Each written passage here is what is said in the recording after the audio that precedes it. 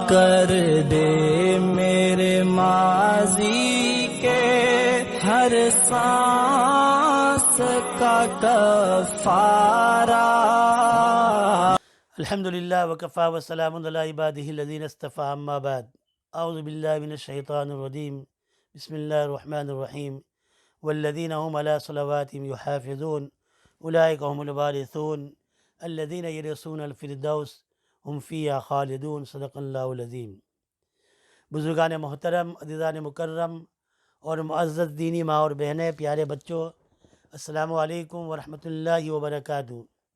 ہمارا نماز کے بارے میں تعلیم چل رہی تھی۔ کل میں نے ذکر کیا تھا کہ حکم الحاکمین، شہنشاہ حقیقی کے سامنے جب ہم حاضر ہوں گے تو اپنے خالق کو جواب دینا ہے۔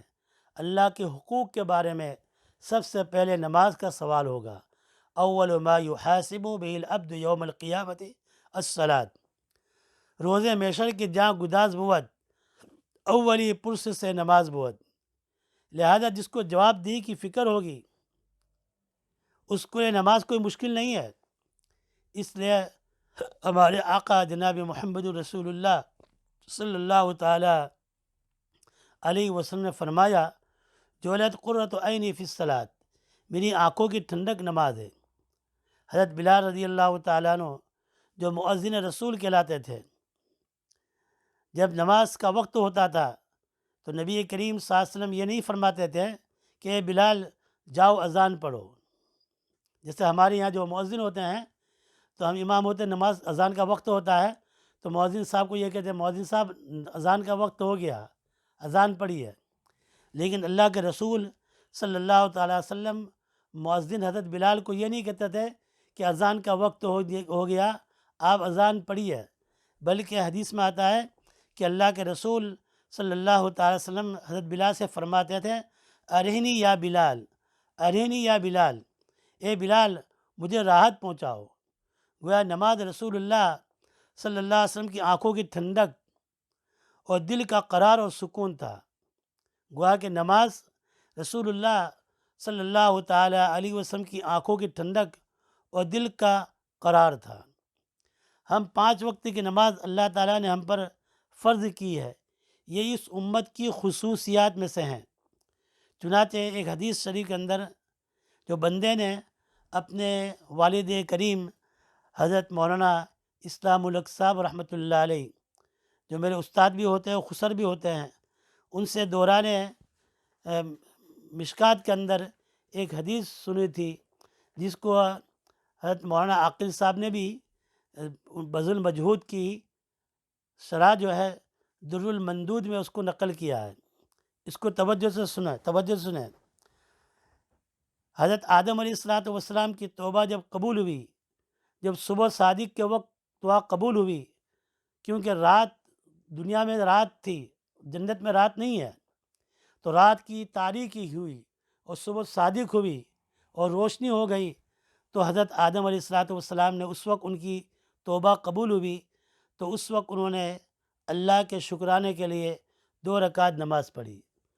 اس وقت سے صبح کی نماز مشروع ہوئی۔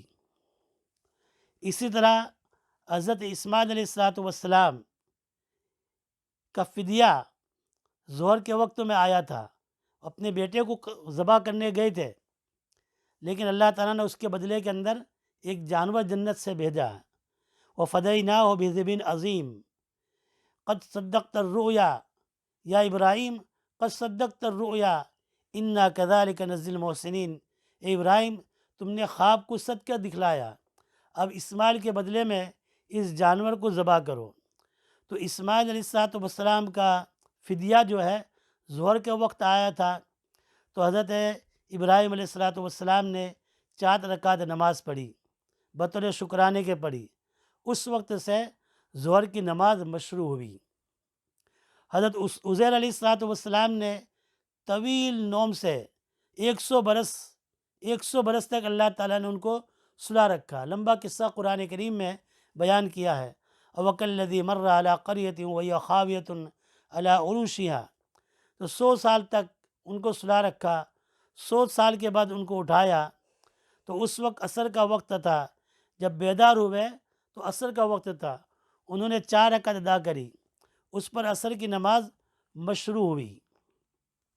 حضرت داؤد علیہ السلام سے ایک لغزش ہو گئی تو انہوں نے اس کے لیے اللہ کے جناب میں بہت توبہ کی، بہت روئے اور مغرب کے وقت ان کی توبہ قبول ہو گئی، ان کی لغزش معاف ہو گئی۔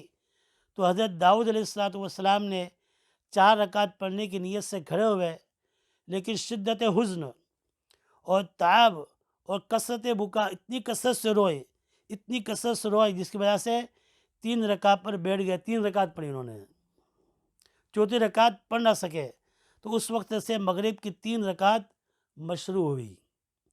اور آگے سماعت توجہ فرمائے، اور عشاء کی نماز سب سے پہلے ہمارے سیدنا حضرت محمد الرسول اللہ صلی اللہ تعالیٰ علیہ وسلم اور آپ کی امت نے پڑھی ہے۔ یہ بات میری اگر آپ کو سمجھ میں آ جائے گی تو آگے جو میں بات کہنا چاہتا ہوں وہ بھی سمجھ میں آئے گی۔ میرے دوستوں اور بھائیوں اور میری بہنوں، میرے استاد حضرت مولانا احمد اللہ صاحب راندیری رحمۃ اللہ علیہ اپنی تقریر میں بڑے سیدھے سادے الفاظ کے اندر نماز کی اہمیت کو بیان فرماتے تھے کہ جب نبی کریم صلی اللہ علیہ وسلم کو اللہ تعالیٰ نے یہ نماز کا تحفہ دینا تھا تو معراج میں تشریف لے گئے۔ جب معراج میں تشریف لے گئے آپ، تو آپ نے دیکھا کہ آسمانوں کے اوپر 4 انگش کے برابر بھی کوئی جگہ ایسی نہیں ہے جہاں کوئی فرشتہ قیام میں ہو، کوئی رکوع میں ہے، کوئی سجود میں ہے، کوئی تسبیح و تحمید میں ہے، کوئی ذکر اللہ میں مشغول ہے، کوئی قاعدے میں بیٹھا ہو۔ آپ نے فرشتوں کو مختلف عبادتوں کے اندر مشغول پایا۔ بعض فرشتے قیام ہی کی حالت میں تھے، دست بدست کھڑے ہوئے ہیں، بعض فرشتے رکوعی میں ہیں، قیامت تک رکوعی میں رہیں گے، کبھی سر نہیں اٹھائیں گے، اور بعض ہمیشہ سر بسجود ہیں۔ بعض فرشتے قاعدے میں ہیں، قعود کی حالت میں قیامت تک رہیں گے۔ حق تعالیٰ نے اس امت کے لیے فرشتوں کی عبادت کے جتنے ڈپارٹمنٹ تھے، حضرت مولانا احمد اللہ صاحب رحمۃ اللہ علیہ سادے الفاظ میں کہتے تھے کہ عبادت کے جتنے ڈپارٹمنٹ تھے، طریقے تھے، ان تمام ارکان کو ہماری ایک رکعت میں جمع کر دیا۔ سبحان اللہ! اس امت کی عبادت تمام ملائک فرشتوں کی عبادت کا مجموعہ اور خلاصہ ہے۔ ایسی بڑی نعمت اللہ نے ہم کو دی ہے، اللہ ہمیں اس کی قدر کرنے کی توفیق عطا فرمائے۔ انشاءاللہ میں آئندہ کل پھر اسی کے بارے میں کچھ 2-4 باتیں ذکر کروں گا۔ اللہ تعالی ہمیں موت تک نمازوں کا اہتمام کرنے کی توفیق عطا فرمائے، آمین یا رب العالمین۔ سبحان اللہ و بحمدہ، سبحانک اللہم و بحمدک، نشہد ان لا الہ الا انت، نستغفرک و نتوب الیک۔